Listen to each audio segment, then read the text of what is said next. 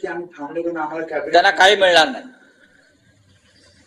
मी सांगतो, त्याला मिळायचं असतं तर कालच मिळालं असतं. जतीनराम मांझी सारखे एकच खासदार असलेल्या पक्षांना कॅबिनेट पद दिलेलं आहे.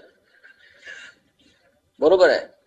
या नकली शिवसेनेचे तर 7 खासदार आहेत असं म्हणतात ना. किती आहेत? 8 कसे असतील?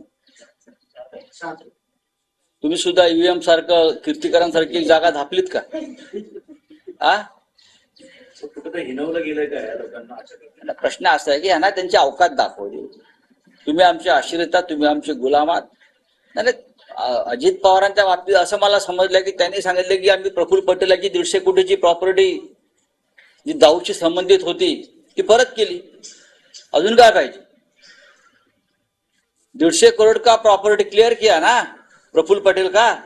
ईडी ने जो जब्त किया था 150 करोड़ का, जो दाऊद के साथ निक्सस लगाया था, तो आपको मंत्री पद क्यों चाहिए? 150 करोड़ का दाऊद का प्रॉपर्टी आपको रिटर्न कर दिया, आपके सब केसेस पीछे ले लिए, इसलिए मंत्री पद नहीं मिला है. और ये शिंदे गुट का भी यही हाल है कि आपके वापस करून घेतला नाही. तो ते त्याच्यावरती तेच बोलते. ते जातात कुठे, त्यांना पाठिंबा द्यावाच लागेल, ते तुरुंगात जातील. वापस जेल जाना पड़ेगा, वापस प्रफुल्ल पटेल की प्रॉपर्टी जप्त हो जाएगी. पण काल हे सगळं होत असताना जम्मू काश्मीर मध्ये भयंकर असा अतिरेकी हल्ला झाला, आतंकवादी हल्ला झाला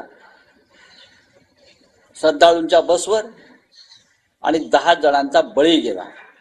त्याच्यावरती अजूनपर्यंत नरेंद्र मोदी असतील, अमित शहा असतील, यांच्याकडनं काही संवेदना व्यक्त झालं तर मला दिसत नाही.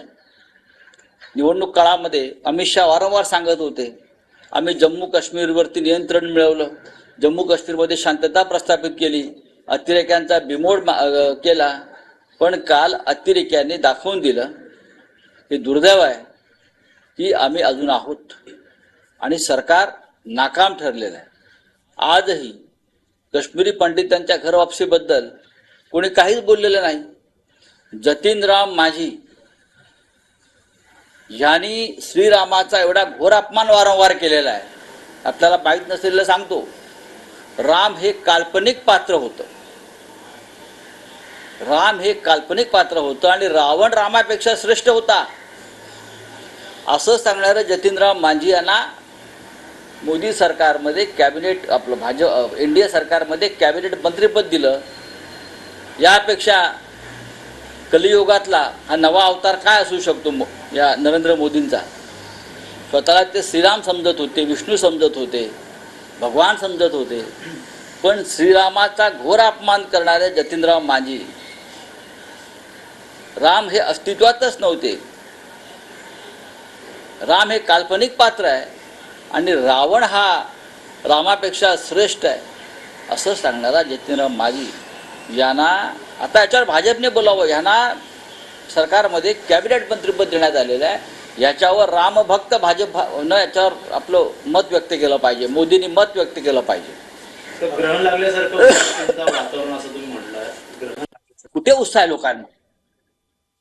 शपथ घेतली, लोकांमध्ये उत्साह कुठे आहे? पाहिलं तर आपण लोकांनी थाळ्या बिळ्या काय वाजवल्या का? काय टाळ्या थाळ्या?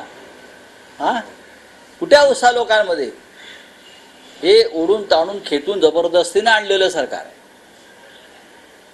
बरं का. हे बैलाला रेडकू झालाय अशा पद्धतीचं सरकार आहे. म्हणजे लोकांचा विश्वासच नाहीये या सरकारवर. हे कसं निर्माण झालं सरकार? भाजपला बहुमत नाही, मोदींचा मुखवटा फाटला, इकडून तिकडून बहुमत गोळा करून तुम्ही सरकार बनवलेलं आहे आणि लोक म्हणतात वाह वाह 3री बार मोदी सरकार. कौन सा मोदी सरकार भाई? चलो, मल्लिकार्जुन खरगे आपल्या पक्षप्रमुखांना सुद्धा निमंत्रण. पहा की मोदींचा लोकशाहीवरती विश्वास नाही. मोदींनी सातत्यानं त्यांच्या कारकिर्दीत लोकशाहीचा गळा घोटला. मोदी प्रधानमंत्री असतानाच त्यांच्या दुसऱ्या टर्म मध्ये त्यांच्या डोळ्यासमोर 150 खासदारांचं निलंबन केलं संसदेतून. अशा हुकुमशाही प्रवृत्तीच्या व्यक्तीच्या शपथविधीला इंडियाने का जावं? मल्लिकार्जुन खरगे यांच्याकडे कॉन्स्टिट्युशनल पोस्ट आहे, ते विरोधी पक्ष नेते आहेत म्हणून ते गेले आणि हा सामुदायिक निर्णय होता की खरगे साहेबांनी जावं आणि आम्ही त्या शपथविधीपासून दूर राहावं. बहिष्कार टाकावा असंच काही निर्णय होता की बहिष्कारने कशा करता जायच्या? ज्या शपथ घेतली लोकशाहीच्या माध्यमातून, पण त्यांनी 150 खासदारांना ज्या पद्धतीनं निलंबित केलं, कत्तल केली लोकशाहीची, अशा व्यक्तीच्या शपथविधीला आम्ही का जावं? हा साधा प्रश्न आमच्या समोर होता. तरी देशाचं प्रधानमंत्री पद आहे,